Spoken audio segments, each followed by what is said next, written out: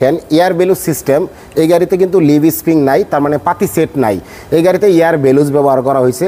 যেহেতু এয়ার বেলুজের মাধ্যমে কিন্তু চাকা কন্ট্রোলিং করা খুব টাফ ব্যাপার হয়ে যায়, কেননা যখন আপনি ব্রেক করবেন তখন এই চাকাটা কিন্তু একটা মেজারমেন্টে ধরে রাখতে হবে, গর্তে পড়লে মেজারমেন্টে ধরে রাখতে হবে। তার জন্য কিন্তু এখানে ভি ভ্যালেন্স ব্যবহার করা হয়েছে। দেখেন এই যে ভি ভ্যালেন্স, এই ভি ভ্যালেন্স কিন্তু এই যে ডিফারেন্সিয়াল থেকে দুইটা সিরিজে লাগানো হয়েছে। এখন চাকা এই ডিফারেন্সিয়াল সামনের দিকেও মুভ করবে না, পিছনে মুভ করবে না, ডানেও যাবে না, বামেও যাবে না। এই ভি ব্যালেন্স কিন্তু খুব গুরুত্বপূর্ণ ভূমিকা পালন করে। আর আপনারা যে এয়ার বেলুজগুলো দেখতেছেন, এই যে এয়ার বেলুজগুলো কিন্তু এই যে লোড স্যাংশন ভালভ আছে, দেখেন ডানে একটা বামে একটা, এই দুইটা কিন্তু এই লোড স্যাংশন ভালভের মাধ্যমে কিন্তু কন্ট্রোলিং হচ্ছে। এখন আমার এয়ার বেলুজগুলো দেখেন, এই যে ট্যাপটা পাই একটু দেখাই।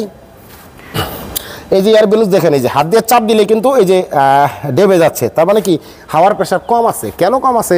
এটা তো খালি একটা চেসিস, এই চেসিসটাই ওয়েট কম আছে। তো ওয়েট কম থাকার কারণে কিন্তু এর ভিতরে হাওয়ার প্রেশার কম গেছে। এটা কে দিচ্ছে? এইখানে যে লোড স্যাংশন ভালভ আছে, দেখেন যদি আপনি হাওয়ার প্রেশার, তার মানে যদি আপনি এই চেসিসের ভিতরে লোড বেশি দেন, দেখেন এই যে লোড দিলে মানে চাপ পড়বে, আর চাপ পড়লে এই দুইটা এইভাবে প্রেশার পড়বে। এই যে প্রেশার দিচ্ছি, একটু সাউন্ডটা শুনেন। তার মানে কি এখন হাওয়া ঢুকতেছে, প্রেশার হচ্ছে, মানে কি এর ভিতরে যত লোড দিবেন এই এয়ার বেলুজের ভিতরে তত বেশি হাওয়া ঢুকবে, এর ভারটা বেশি বহন করতে পারবে। এবার যদি প্রেশার কম হয়, যাত্রী কমে গেছে, মাল আনলোড করছি, তখন কিন্তু সে আবার হাওয়ার প্রেশারটা ছেড়ে দিবে। দেখেন এই যে দুইটাই কিন্তু এই যে দুইটাই হাওয়ার প্রেশার ছেড়ে দিচ্ছে, আস্তে আস্তে দেখেন সেটা ডাউন হয়ে যাচ্ছে।